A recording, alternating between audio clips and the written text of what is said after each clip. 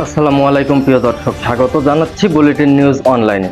দর্শক, bulletin news Lalmonirhat অনুসন্ধানী দলের লালমনিরহাট জেলা থেকে সংগৃহীত আজকের লালমনিরহাট জেলার সর্বশেষ প্রধান আপডেট সংবাদটি আপনাদেরকে জানাতে বুলেটিন নিউজ লালমনিরহাট অনলাইনে আরো একবার সরাসরি সংযুক্ত হলাম। আমি শেখ আনিসুল রহমান রাজীব আপনাদের সাথে। চলুন দেখে আসা যাক বুলেটিন নিউজ লালমনিরহাট অনলাইন অনুসন্ধানী নিউজ টিমের সংগৃহীত লালমনিরহাট জেলার আজকের সর্বশেষ আপডেট প্রধান সংবাদটি।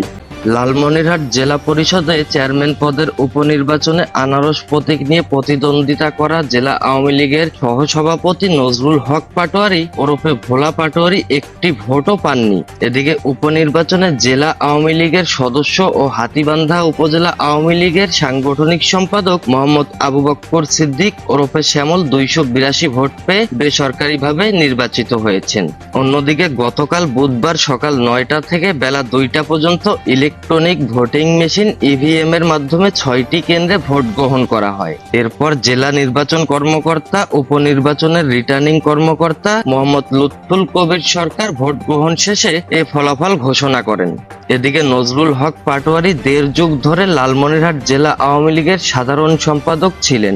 বর্তমানে জেলা আওয়ামী লীগের সহসভাপতির দায়িত্ব পালন করা এই নেতা সদর উপজেলা পরিষদের সাবেক চেয়ারম্যান ও Lalmonirhat chamber of commerce and ইন্ডাস্ট্রিজের সাবেক সভাপতি। অন্যদিকে ঘোষিত ফলাফলে দেখা যায় নজরুল হক পাটোয়ারি কোনো ভোট পাননি। উপনির্বাচনে জেলা আওয়ামী লীগের সদস্য আবু বক্কর সিদ্দিক 282 ভোট পেয়ে বেসরকারিভাবে নির্বাচিত হন। তার নিকটতম প্রতিদ্বন্দ্বী হিসেবে জেলা মহিলা আওয়ামী লীগের সভাপতি ও সংরক্ষিত নারী আসনের সাবেক সংসদ সদস্য অ্যাডভোকেট সফুরা বেগম রুমি 273 ভোট পেয়েছেন।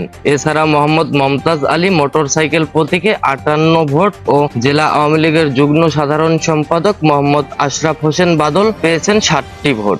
বুলেটিন নিউজ অনলাইন অনুসন্ধানী নিউজের তথ্য মতে নাম প্রকাশ না করার শর্তে জেলা আওয়ামী লীগের একাধিক নেতা বলেন, নজরুল হক পাটোয়ারি ও সফুরা বেগম জনপ্রতিনিধি থাকার সময় দলের অধিকাংশ নেতাকর্মীর সঙ্গে সুসম্পর্ক বজায় রাখতে ব্যর্থ হয়েছিলেন। এছাড়া সে সময় জনপ্রতিনিধিদের সঙ্গে দূরত্ব তৈরি হয়েছিল তাদের। সে কারণেই এই লালমনিরহাট জেলা পরিষদ উপনির্বাচনেই সেটিরই প্রতিফলন ঘটেছে বলে ধারণা করছেন তারা। এই ছিল আজ বুলেটিন নিউজ লালমনিরহাট অনলাইন অনুসন্ধানী টিমের লালমনিরহাট জেলা থেকে সংগৃহীত সর্বশেষ আপডেট সংবাদ। বুলেটিন নিউজ অনলাইনের পরবর্তী সংবাদ দেখার আমন্ত্রণ জানিয়ে এখনকার মতো শেষ করছি। আবারও প্রতিদিনের মতো রাত 10টা 1 মিনিটে বুলেটিন নিউজ অনলাইনে সরাসরি সংযুক্ত হয়ে লালমনিরহাট জেলা থেকে বুলেটিন নিউজ অনলাইন অনুসন্ধানী টিমের সংগৃহীত সর্বশেষ প্রধান সংবাদটি আপনাদেরকে জানাবো। ততক্ষণ পর্যন্ত ভালো থাকুন, সুস্থ থাকুন এবং সতর্ক থাকুন, কারণ যে কোনো সময় যে কোনো দিক থেকে বিপদের তীর ছুঁড়ে আসতে পারে আপনার দিকে।